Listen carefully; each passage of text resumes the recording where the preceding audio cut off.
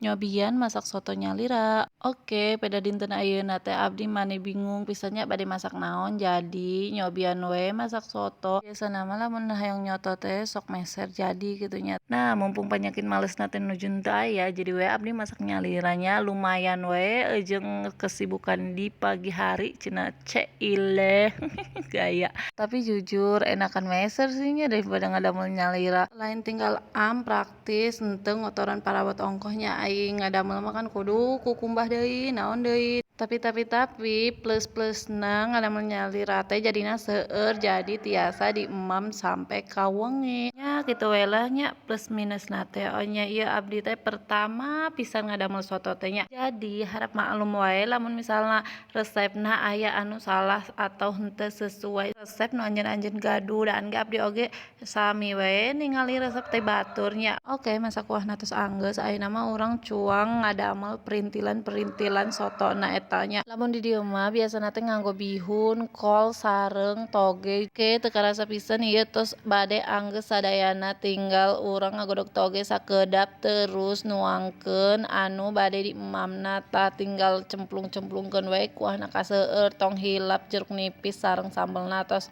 mantap pokona mah.